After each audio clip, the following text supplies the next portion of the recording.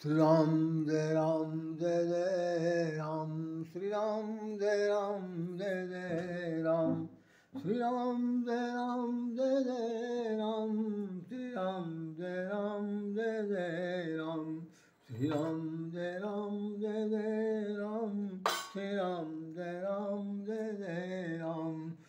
हरे गोविंद माधव हरे मुरारी, हे नाथ नारायण वासुदेवा।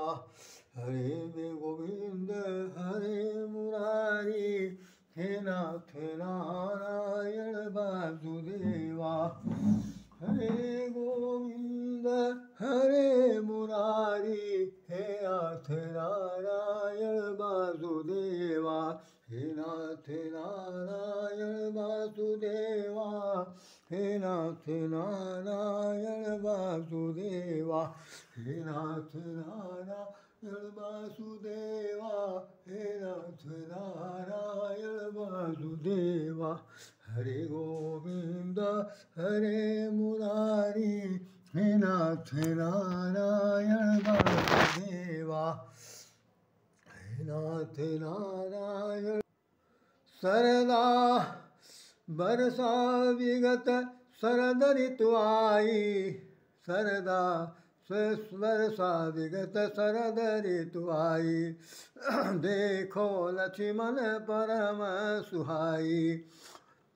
आज शरद पूर्णिमा का ये महत्वपूर्ण पर्व है। वैसे चंद्र ग्रहण लगने, अर्धग्रास चंद्र ग्रहण लगने के कारण आज की तिथि में कहीं न कहीं बहुत व्यवधान हुआ। बहुत से महत्वाकांक्षाएँ आज के दिन जिस रूप में होती हैं वो समाज के स्तर पर फलीभूत नहीं हो पाई, लेकिन चंद्र ग्रहण तो हुआ और साथ साथ यह है कि भी शरद पूर्णिमा भी मनाई गई। ये आपके सामने जो दृश्य दिख रहा है ये शरद पूर्णिमा से कुछ जुड़ा हुआ है, और ये आपके सामने जो हमारा ये एक लेख है जो 26 अक्टूबर 2007 को छपा था। शरद पूर्णिमा पर विशेषांक लिखा हुआ है इस पर, अलौकिक प्रेमानुभूत की रात्रि, अलौकिक प्रेमानुभूत की रात्रि, ये लिखा हुआ है साफ साफ। इसमें हमारा नाम भी कहीं पर ज़रूर आप देख रहे होंगे, कहीं नाम लिखा हुआ है राधेश्याम राधे करके लिखा हुआ। तो ये खास तौर पर शरद पूर्णिमा पर विशेष रूप से बताने के लिए मेरे मन में एक चाह थी जो आपके सामने मैं आज प्रकट कर रहा हूँ। जय श्री राम। वैसे तो शरद पूर्णिमा एक प्रकार का भौगोलिक परिवर्तन का एक स्वरूप है। पूरी दुनिया जानती है कि ग्रहों का जो अपनी अपनी कक्षा में चल रहे हैं, उनके चलने के बाद जो स्थिति बीच बनती है भौगोलिक, उसके हिसाब से ग्रहण पड़ता है। और ग्रहण की एक ये है कि चंद्रमा की जब ग्रहण पड़ता है तो ऐसा हमारे भौगोलिक विशेषज्ञ बताते हैं कि सूर्य और चंद्रमा के बीच में जब पृथ्वी आ जाती है तो सूर्य का प्रकाश पृथ्वी पर पड़ता है। चंद्रमा पर न पड़ पाने के कारण चंद्रमा जो है वो उस पर जो चमक है, चांदनी है जिसे कहना चाहिए, वो लगभग समाप्त हो जाती है या शून्यता के रूप में रहती है, या वहाँ अंधकार छा जाता है। यही ज़्यादातर कहा जाता है कि भाई आज चंद्र ग्रहण लग रहा है तो ये सूर्य ग्रहण के साथ ही, तो ज़्यादा ये बात बताने की ज़रूरत नहीं है।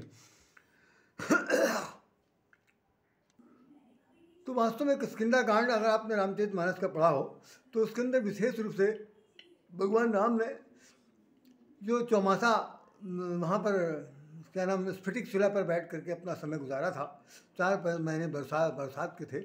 उन बरसात के विगत हो जाने के बाद, समाप्त हो जाने के बाद शरद ऋतु का आगमन हुआ।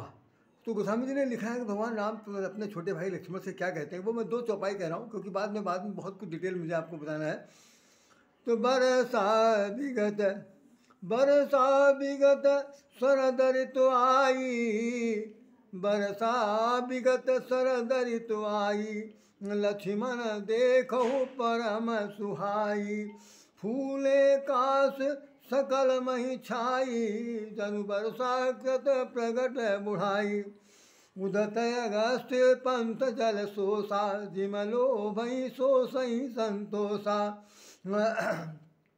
पंकन रेणु सोह अस करणीय, नीत निपुण नप के अस करणीय, जल संकोच विकल भई मीना, अबुध कुटुम्बीय जीव धनहीना, दिनु घन निर्मल सोह आकाशा। ये आकाश की स्थिति है क्योंकि अब चंद्रमा प्रफुल्लित होने जा रहा है, चंद्रमा चमकने जा रहा। तो गोस्वामी जी के शब्दों में भगवान राम कह रहे हैं कि बिनु घन निर्मल सोह आकाशा हरिजन परिहर सब आशा कहूँ कहूँ वृष्टि शारदीय थोरी को एक पाव भगत जीव मोरी। यहाँ तक मैं आपको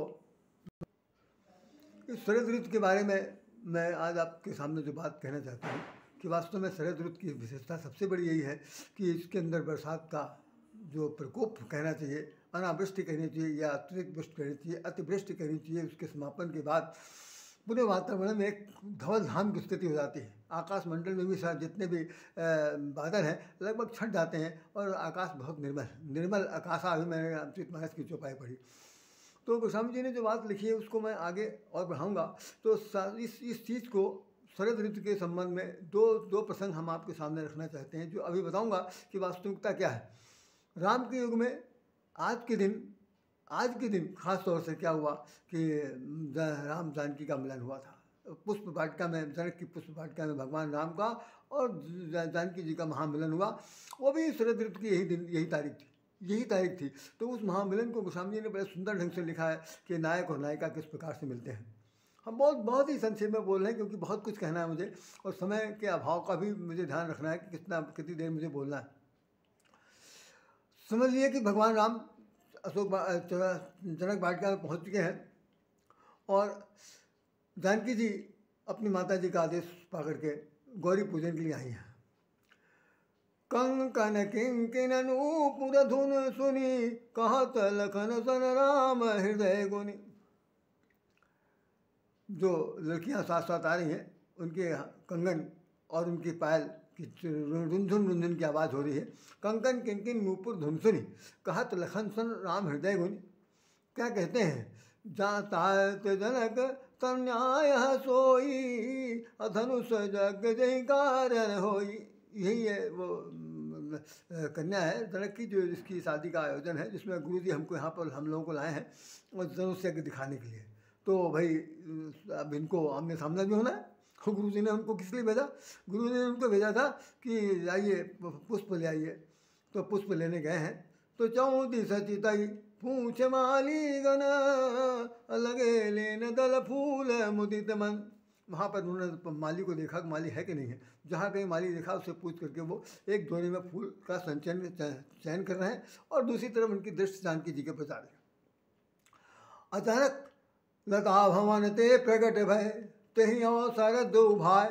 ये लिखा हुआ कि लता भवन ते प्रकट। अब भाई भवन से राजकुमार निकलेंगे तो गोस्वामी जी ने कहा कि यहाँ भवन तो है नहीं, तो कहाँ से प्रस्तुत किया जाए? तो लता भवन ते प्रकट भय तेहि अवसर दो भाई जनु बिगसे विधु विमल जसो जलद पलट पटल बिलगाए। ऐसा लगा कि जैसो जलद माने बादलों के पटल को बिलगा करके अलग करके दो चंद्रमा निकल पड़े हों। मानो ये है कि जलद पटल बिलगाए।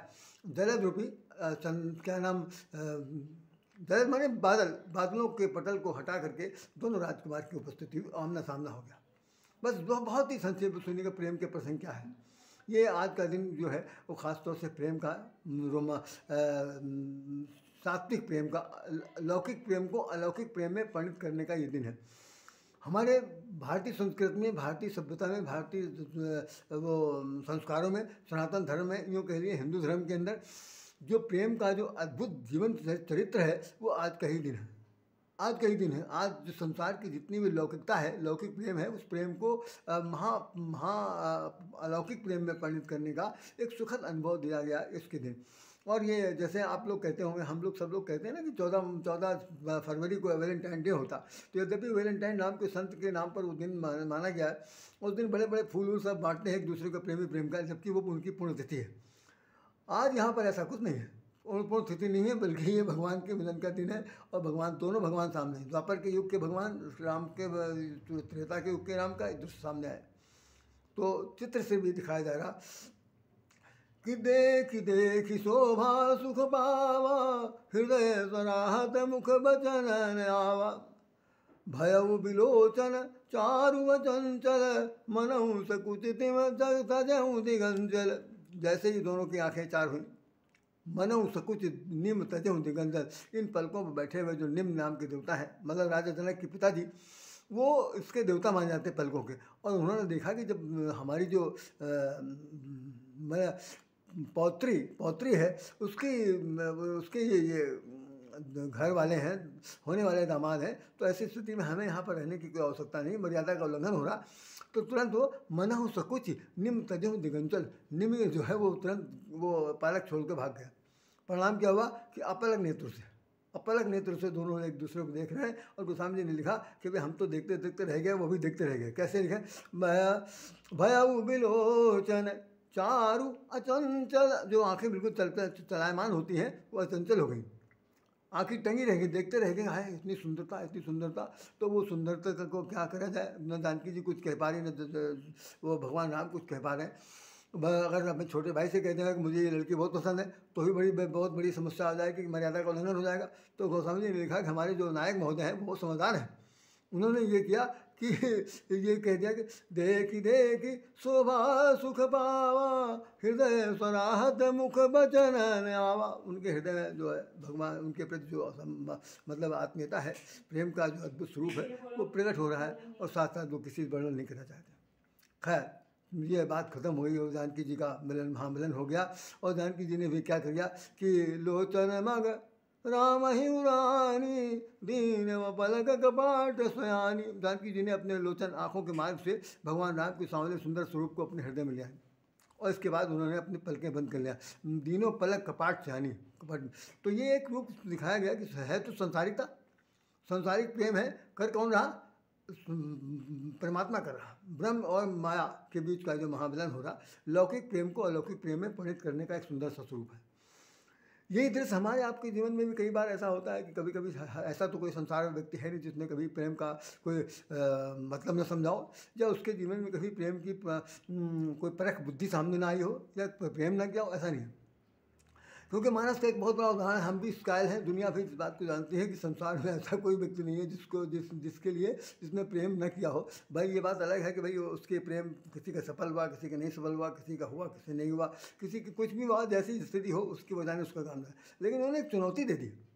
उस चुनौती जरा सुनिए गौर से क्या हो, क्योंकि आज इस शरद ऋतु की वर्णन करना हो, इसलिए बताना चाहता हूँ। उसमें लिखा हुआ, गोस्वामी जी ने लिखा है, नारी नयन सरकाहन रागा। ऐसा कौन संसार में व्यक्ति है?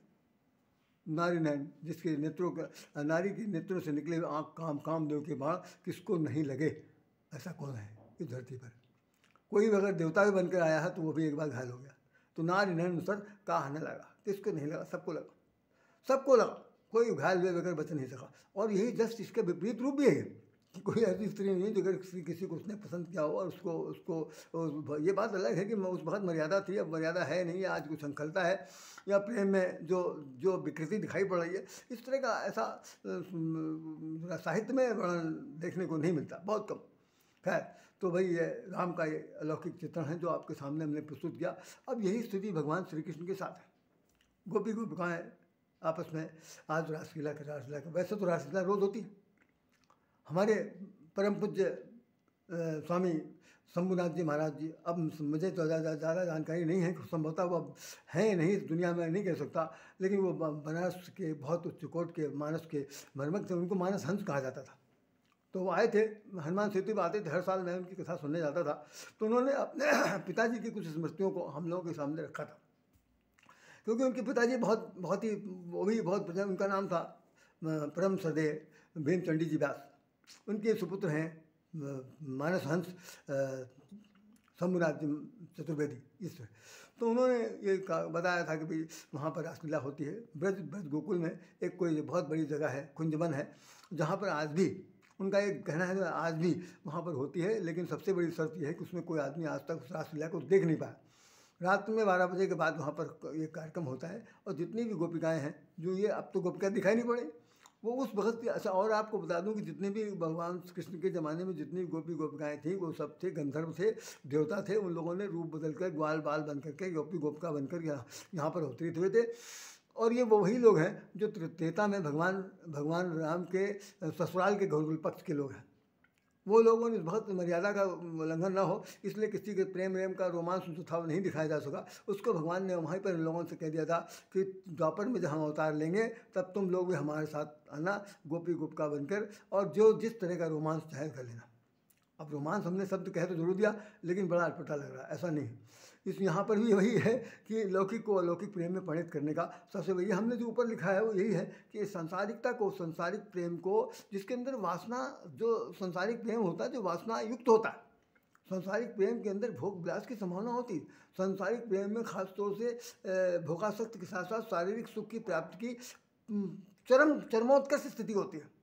लेकिन अलौकिकता में कुछ नहीं होता, कुछ नहीं होता, बिल्कुल दूर दूर से भी है। तुम दूर रहो या पास रहो, हम तो दिल में समाये रहते हैं। बस दूर से रह करके भी एक दूसरे को अपनत्व की भावना से अपने प्रेम के रंग में रंग लेते हैं। इससे बड़ी और कोई अनुभूति नहीं हो सकती है कि भाई भगवान हमारे हैं, हम भगवान के हैं, भगवान मेरे हैं, हम भगवान के हैं। इन्हीं भावनाओं में सारा जीवन निपट जाता है और रोमांस का कोई दूर दूर तक। बहुत से लोगों ने आरोप लगाए थे भगवान श्री कृष्ण के बारे में कि उन्होंने तो रासलीला की। तो इसमें हमारे श्रीमद् भागवत में लिखा हुआ है कि 9 से 11 साल की उम्र तक अंतिम समय उनका समय था। 11 वर्ष के बाद वो ब्रज गोकुल छोड़कर मथुरा चले गए, उसके बाद कभी लौट के नहीं आए। तो 11 वर्ष की अवस्था में किसी बच्चे के जीवन में रोमांस जैसी कोई बात नहीं होती। उनकी उम्र से जो अधिक उम्र की जो लड़कियां थीं, कन्याएं थीं, अब जो नौयौवनाएँ थीं या कोमलांगनाएँ थीं, जैसी भी रही हों, उनके मन में हो सकता है, ये बात लिखी है इसके अंदर, इस भागवत में लिखा हो कि ऐसा हो सकता है, क्योंकि ये संसारिक प्राणी के रूप में थी तो एक पक्षी दृष्टिकोण उनके अंदर हो सकता है। लेकिन भगवान ने उन सबको ऐसा सावधान कर दिया था कि ये हो गई थी कि जितने गोपी उतने ग्वाल, जितने गोपी उतने ग्वाल, सबके संग है नंद गोपाल। जितने थे वहाँ उस रासलीला के मैदान में कुंज वन में इकट्ठा होते हैं, वहाँ पर रासलीला होती है। तो अब इस रासलीला को देखने के लिए बड़े बड़े लोग आते होंगे, लेकिन भाई हम लोग इन आँखों से देख नहीं सकते। तो ऐसा उसमें उन्होंने बताया था कि सूर्यास्त के बाद वहाँ का जो कपाट है, उस जो क्या नाम कुंज वन है, कपाट बंद कर दिया जाता है और फिर उसके अंदर कोई प्रवेश नहीं कर सकता, कोई बाहरी आदमी जा ही नहीं सकता। जो गया है उसको बाहर निकाल दिया जाता है। जितने भी दर्शनार्थी लोग जाते हैं वो सब लोग 6 बजे से पहले ही निकल के बाहर आ जाते हैं। ठीक रात 12 बजे वहाँ पर छम छम की आवाज़ आती है, कोई बहुत सुंदर सुंदर ध्वनि सुनाई पड़ती है। जो लोग सुनना चाहें वो दूर दराज से सुन सकते हैं, लेकिन देख कुछ भी नहीं सकते। जैसे अर्जुन ने उनका विराट रूप देखने के लिए कहा तो भगवान ने कहा हम तुमको दिव्य दृष्टि देते हैं। ऐसी दिव्य दृष्टि ही देते हैं, वही लोग देख सकते हैं। बाकी राय शाम जैसे तमाम सारे लोग जो हैं वो देखने के लिए तरस जाएंगे, देख नहीं पाएंगे। और यदि किसी ने, उन्होंने ये भी कहा, और यदि किसी ने किसी चालाकी से कोई ताक झाक करने की कोशिश की, किसी तरीके से देखने की कोशिश की, तो उसकी आंखें अंधी हो जाती हैं, ऐसा उसने कहा। अब सच क्या है झूठ क्या है मैं नहीं जानता, मेरा कभी वहाँ पर जाना नहीं हुआ, ये मेरा बहुत बड़ा दुर्भाग्य है। मैंने उनकी कथा सुनी, उस कथा से जो मैं प्रभावित हुआ वो मैं आपको बता रहा हूँ। तो हुआ क्या कि कथा वो उनके यहाँ नाच गाना चल रहा है। भगवान शंकर और पार्वती जी ने कहा कि भाई ऐसे तो रोज़ रासलीला होती है, लेकिन आज तो शरद पूर्णिमा का दिन है, आज तो कुछ ज़्यादा भव्य कार्यक्रम है, हम लोग को चलना चाहिए। भगवान शंकर ने कहा चलना तो चाहिए, चलते देखते हैं। तो अब वो क्या करें, यहाँ पर आए, वो भी गोपिका बन के आए। तो भगवान श्री कृष्ण ने गोपिका का नारी का रूप धारण किया, और वो तो नारी थी पार्वती जी। तो भगवान शंकर भगवान ने कहा कि भाई ऐसा किया जाए कि सबसे पीछे खड़े होते हैं और पीछे खड़े होकर के वहीं से हम लोग रासलीला देखेंगे, तो ताकि हमारी बारी ना आ पाए, नहीं कहीं लपक के पकड़ लिया तो बड़ी बेइज्जती हो जाएगी, फिर पोल खुल जाएगा। तो भाई आकर के वो सब लाइन में लग गया, एक के बाद एक भगवान सबसे नाच गाना हो रहा चलना। अचानक भगवान जो थे वो सबसे पहले जो छोर पर खड़े थे वहाँ से कूद के आए भगवान शंकर को उन्होंने हाथ में पकड़ लिया। उनके पकड़ते ही दोनों ने खिलखिलाहट, भाई दोनों देव हैं, महादेव हैं और वो पारब्रह्म है। अब उनके देखते ही ऐसी ज़बरदस्त हंसी आई कि सब उनका जो नारी वाला जो बाना पहने हुए थे भगवान कृष्ण ने खींच लिया। खींचते ही वो अपने असली रूप में आ गए। अब तो क्या कहना, वहाँ पर बताते हैं कि उनका अभी भी नाच गाना हुआ था उसमें एक स्थान है, जब अलवर की तरफ जा रहे हो मथुरा से, तो वहाँ पर एक गोपेश्वर नाम का मंदिर है। तो गोपेश्वर माने गोपियों के ईश्वर के रूप में प्रस्तुत हुए भगवान शंकर का वहाँ मंदिर बना हुआ। ये बिल्कुल यथार्थ है, तो सब लोग जानते होंगे। तो वहाँ पर भाई नाच गाना सब हुआ और क्या नाम राधा जी के साथ में नाचते हैं, अब सबके साथ नाच गाना चल रहा। ये क्रम रोज रोज चलता था। तो ऐसे ही एक ऐसी शरद ऋतु के समय आया। ये तो शरद ऋतु की चर्चा मैंने कह दिया, तो हर बार होता रहा होगा, क्योंकि द्वापर को एक दिन में खत्म तो हो नहीं गया। तो एक शरद ऋतु की ऐसी स्थिति आई जिस पर वो चर्चा कर रहे हैं। अब गौर से सुनिए। उस वक्त मुगल पीरियड था, मुगलों का शासन था, और वहाँ पर उसके वजीर जो थे, जो 9 रत्नों में अकबर के ख़ानदान में, उसमें 9 में एक रसखान भी थे। तो रसखान साहब को उन्होंने सर्वे करने के लिए, निरीक्षण करने के लिए मथुरा जैसा उनका रीजन उनको दे दिया गया, और वहाँ गए। तो देखा कि एक जगह पर बड़ी ज़बरदस्त भगवान श्री कृष्ण की जो बाल जो स्वरूप है, छोटा सा स्वरूप रही है जिसमें मक्खन हाथ में लिए, वो वहाँ पर रखी हुई है, चित्र रखा हुआ है, और सब लोग हरे रामा हरे कृष्णा हरे कृष्णा हरे कृष्णा हरे कृष्णा गाना गा रहे, भजन हो रहा है, कीर्तन हो रहा। तो वहाँ खड़े होकर उन्होंने पूछा, भाई ये कौन है, ये किसकी चित्र है? लोगों ने कहा इनका नाम किशन चंद है। क्या है ये? कहें भगवान हमारे। कहाँ मिलेंगे? यहीं रहते हैं, तो मुलाकात हो सकती? कहीं भाई ढूंढ लो, जिसको ढूंढना चाहे ढूंढ सकता है, बाकी तो हम लोग तो नाचने गाने में ही मगन है, इसी में हमको भगवान से अनुभूति प्राप्त होती। उन्होंने कहा आज हम मुलाकात करेंगे, आज हम मिलकर रहेंगे। किशन चंद हैं कौन जिनकी वजह से सब लोग आधे पागल घूम रहे हैं? तो भाई सारा मथुरा नगरी, गोकुल नगरी, ब्रज नगरी, सब जगह यही हो रहा। तो आज किशन चंद से ढूंढना है। रसखान साहब चल दिए। बहुत गौर से सुनिएगा, बहुत ही मार्मिक चित्रण है। जैसे ही वो आगे बढ़े, 10-20 कदम गए होंगे तो देखा दूसरे का फिर कीर्तन हो रहा। तो उनसे पूछा कौन है? कहीं भाई किशन चंद। तो उनसे पूछा कहाँ मिलेंगे? तो उन्होंने नहीं बताया। और आगे बढ़े तो एक आदमी ने था, वो बता, ऐसा उन्होंने महाराज जी बता रहे हैं कि वो आदमी जो था वो नशे में धुत था। उन्होंने किसको पूछ रहा भाई? कहे मैं किशन चंद से मिलना चाहता हूँ। कहें कौन किशन चंद जी? अरे भाई जो जिनकी सब लोग पूजा पाठ करते, कहे वो किशन चंद हम ही हैं। तो वो कहते तुम किशन चंद हो? ऐसा नहीं हो सकता। कहना भी बताता हूँ। और हाँ, घर से वो डंडा निकाल कर लाया, और लाने के बाद उसने दनादन 10-20 डंडे रसखान के ऊपर मारे। उनकी टांगों में, घुटने में, जंघे में बहुत गंभीर रूप से चोटिल हो गए, और धड़ाम से गिर पड़े, हाय हाय करने लगे। कुछ नहीं, और वो नशे में था, भाग खड़ा हुआ, कोई बात ही नहीं।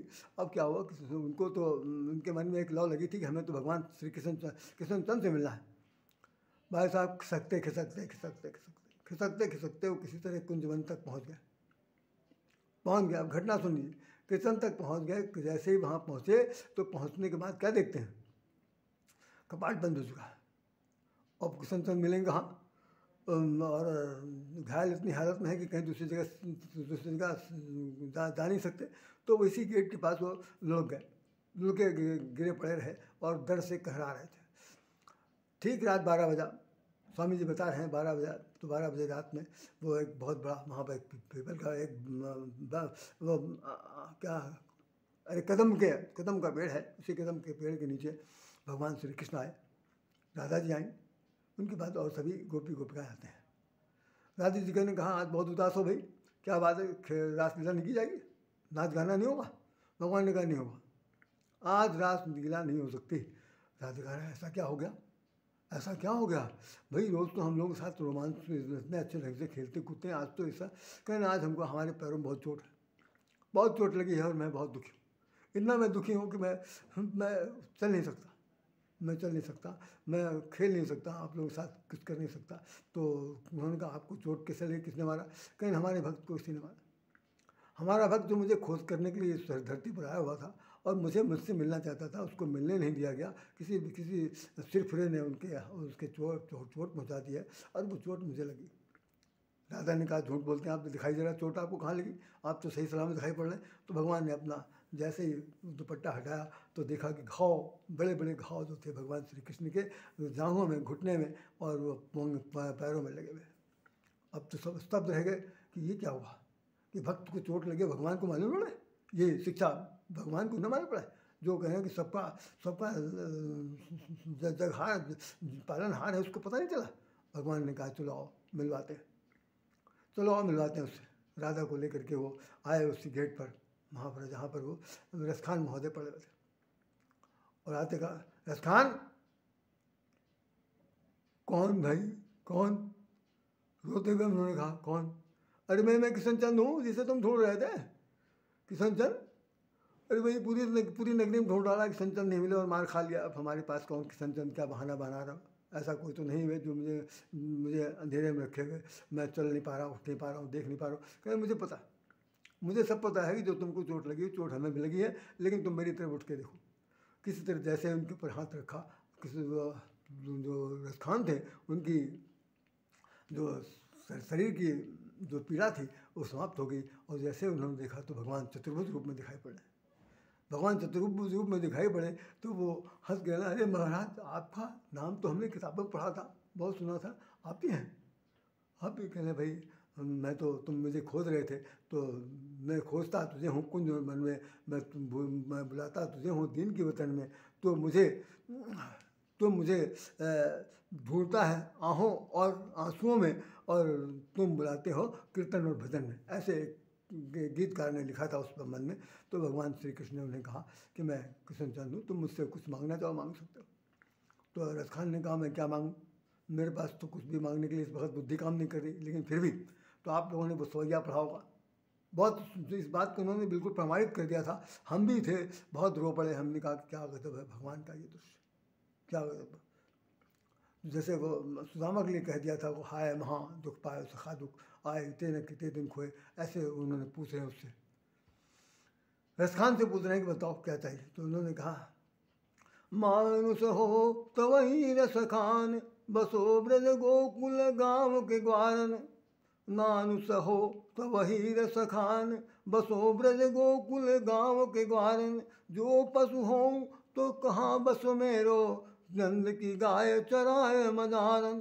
पाहन हो तो वही गिर को, अगर मैं पहली चीज़ तो यह है कि भाई हम अगर मनुष्य हमें कभी बनाइएगा इस धरती पर, तो हमें इन्हीं गोपी गोपिकाओं के बीच में मुझे बना दीजिएगा। मानुष हो तो वही रसखान, बसों ब्रज गोकुल गाँव के घर, इसी ब्रज गोकुल में मैं बसूँ और आपके दर्शन लाभ दूँ। और यदि आप मुझे वो बनाइएगा, पशु बनाइएगा, तो नंद बाबा की गायों के बीच में भी मेरी गाय के रूप में मुझे बना दीजिएगा, ताकि आप जब कभी अपनी छड़ी से या अपने हाथों से जब मुझे कभी छू लेंगे तो हमारा जीवन धन्य हो जाएगा। और यदि आप मुझे पत्थर बनाना चाहें तो उसी पहाड़ के ऊपर बनाइएगा, गोवर्धन पर्वत पर, जहाँ पर हमारा जब कभी आपके चरण पड़ेंगे तो हमारा जीवन धन्य हो जाएगा। और यदि आप मुझे पक्षी बनाइएगा तो मेरा तो बस चलने वाला नहीं है, तो ऐसी स्थिति में मुझे क्या करना है, हम उसी कदम डाल पर कूकते रहेंगे, कोयल बनकर, पक्षी बनकर, और आपके दर्शन लाभ लेंगे, आपकी बात सुनेंगे। भगवान ने कहा कि तुम धन्य हो रसखान, तुम धन्य हो, तुमको मैं मनुष्य नहीं बना सकता, तुमको मैं पाहन नहीं बना सकता, तुमको मैं गाय नहीं बना सकता। गाय के लिए बहुत ही जीवन में तप करना पड़ता है, पहाड़ बनने के लिए बहुत तप करना पड़ता है, जिसको हमने उठाया था। और तो हम ऐसा करते हैं कि तुमको पक्षी बना लेते हैं, तो कम से कम पक्षी तो हर डाल पर उड़ेगा, जब उड़ेगा किसी भी डाल पर मैं बैठा हूँगा तो तुमको हम जरूर बुला लेंगे और अपने स्पर्शी सुख से तुमको लाभ देंगे। मैं उसी समय भगवान अंतर्ध्यान हो गए, और जो क्या नाम रसखान थे, रसखान भाव विभोर होकर के, विह्वल होकर के यही कहने लगे कि आज भगवान के दर्शन हो गए। उन्होंने रसखान ने अपनी सवैया में ये लिखा है, आप सब लोगों ने पढ़ा होगा। तो मैं सिर्फ इतना बताना चाहता हूँ कि भगवान के द्वारा भक्त और भगवान के बीच में कोई भेद नहीं है। केवल मिलने की सच्ची लगन हो तो वो मार खाने के बाद भी भगवान से मिल सकता है। होता नहीं कि जैसे हनुमान जी ने भी कहा था, जिस वक्त लंका में वो लंकिनी को मारा था, तो क्या हुआ था कि मुठका एक महाकप हनी, रुधिर भमत डरनी धनमनी, पुन संहार उठी सो लंका, जोर पान कर बीजन बने सशंका। तो हमारे स्वामी पंडित रामकर उपाध्याय जी कह रहे थे कि देखिए, दो प्रकार की पद्धतियाँ होती है व्यक्ति को जगाने की, एक तो मार के, दूसरा समझा के। तो जो मार खाने वाले लोग होते हैं वो राक्षस प्रकृति में आते हैं, और जो समझाने वाले होते हैं वो मनुष्य प्रकृति में आते हैं। तो राक्षसी थी, उसने कहा तात स्वर्ग अब्बर सुख धरे तुलाय कंग, तूल नताएँ सकल मिल सो सुख लव सत्संग। आज ये सत्संग जो हुआ है, ये रसखान और भगवान श्री कृष्ण के बीच में वह अद्भुत दृश्य है। इस बात को उन्होंने कहा कि ज्वलंत उदाहरण है, कभी भी कोई जा करके वो देख सकता है। तो खैर भाई, मैं भी नहीं गया, आप लोगों में से कभी किसी को अवसर मिले तो जरूर जाइएगा। अब दूसरी बात इसके बारे में और कहना है क्या मुझे, कि ये आज के दिन खीर बनाई जाती है। खीर का जो उद्योग है ख़ास तौर से वो कुष्ठ रोगियों के लिए है, जो दमे के मरीज़ हैं उनको आज के दिन 12 बजे रात में तब वो जल क्या कहना चाहिए अमृत टपकता है, उस अमृत टपके हुए को जो उसमें पड़ जाते हैं, ऐसा मान्यता है कि उसको खाने से लोगों के कुष्ठ रोग या सफ़ेद दाग इत्यादि चीज़ें मिट जाती हैं। किंवदंती है या सत्य है मैं नहीं जानता, लोग खाते हैं, जरूर हर घर में रखा जाता, हमारे घर में भी रखी जाती थी, लेकिन कल का जो समय था वो बड़ा ख़राब था, उसमें खीर कोई नहीं रख पाया, क्योंकि उसमें 3 बजे के बाद रखने के लिए पंडितों ने कहा था कि 3 बजे रात में नहाइए तो उसके बाद रखिए। इतना असाध्य कार्य था कि करने वाले कोई नहीं थे। बहुतों से हमने आज पूछा तो उन लोगों ने कहा खीर किसी ने रखा, सबने भगवान के सामने रख दिया। अब खा लिया तो ठीक है, नहीं खा लिया तो ठीक है, उसमें अमृत पड़ा या नहीं पड़ा किसी को कुछ नहीं पता। बल अमृत वाली बात कल के दिन जो थी नेग्लेक्टेड रही। अब और सुनिए, ये भौगोलिक पर्यावरण के आधार पर कार्यक्रम होता है। इसमें खासतौर से चंद्रमा धरती के बहुत समीप होता है, बहुत समीप होता है। उसकी कक्षा इतनी नज़दीक हो जाती है कि उस समय उसकी चांदनी की रात भी बहुत ही सुहावनी होती है, बहुत देर तक उसका चांदनी रात रहती है, उसमें से अमृत टपकता है या नहीं टपकता ये तब कुछ नहीं पता, क्योंकि अभी जिस चांद पे आप लोग गए थे वो कोई चांद और था, और जिस चांद की बात करें दूसरा है। तो ऐसे चूँकि चंद्रकुल में चंद्रवंश में भगवान ने अवतार लिया है, इसलिए चंद्रमा के आधार पर वो अमृत टपकने की जो बात है, तो अमृत केवल सिर्फ इतनी है कि उसमें भगवान की आस्था जुड़ी हुई है, भगवान का अपनत्व, ममत्व, प्रेमत्व का जो सार तत्व है वो उसमें जुड़ा हुआ।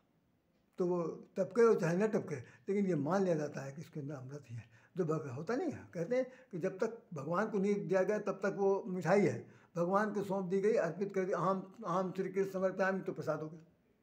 और जानकी जी कहती है, क्या कह रही हैं, जब फल खाना कि रघुपति चरण हृदय धरि तात मधुर फल खाओ, फल चाहे सूखे हो चाहे मीठे हो, भगवान को अर्पित करके खाइए, वो मीठा हो जाएगा और साथ साथ अमृत हो जाएगा।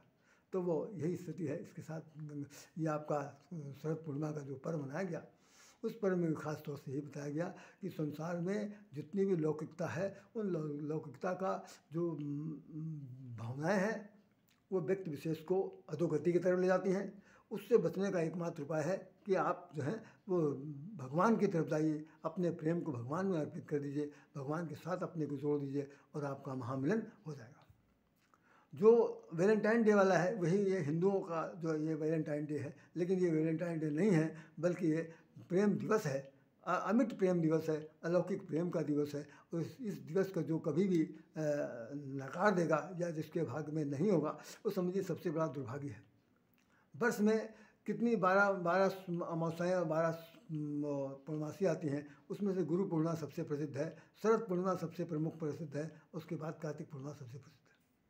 तीन पूर्णिमाओं में शरद पूर्णिमा को भगवान श्री कृष्ण को, भगवान राम को बहुत प्रिय है, इसीलिए उनके नाम से लोग कहते हैं ना रामचंद्र, राम ने भी अपने नाम के साथ चंद्र जोड़ लिया, कृष्ण ने भी अपने नाम के साथ कृष्ण चंद्र जोड़ लिया। तो चंद्रमा जिसके साथ जुड़ा हो वो कितना शीतल हो सकता है, कितना मधुर हो सकता है, कितना माधुर्य उसके अंदर हो सकता है, उसको जानने समझने के लिए हम सब लोगों को प्रेम भाव से समर्पित होना पड़ेगा, तभी शरद पूर्णिमा का असली भाव मिल सकता है।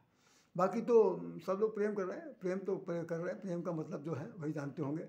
तो मैं समझता हूँ कि जहाँ तक मैंने बताना चाहा बता दिया है। और शरद पूर्णिमा हर वर्ष आएगी, लेकिन ध्यान रखिएगा अब की बार अगर कभी अवसर मिले तो वो ज़रूर रासलीला देखने वाला स्थान जरूर दिखाएगा, भले वो ना दिखाई पड़े तो बहुत अच्छा रहेगा। मैं सबको हृदय से नमन करता हूँ और भगवान से प्रार्थना करता हूँ कि ये अवसर आए कि जो भगवान का ईश्वर प्रदत्त जो गुण है, वो ईश्वर प्रदत्त जो प्रेम है, वो इतना फलीभूत हो कि सबको पा करके आनंद मगन हो जाए और सब लोग आनंद से रहें। इन्हीं शब्दों के साथ मेरा श्याम राधे आपको नमस्कार करता है और ये कहना चाहता है कि राम भजन करिए, कृष्ण भजन करिए। जय श्री राम राम राम श्री राम, जय जय राम। बोलिए श्री कृष्ण भगवान की जय।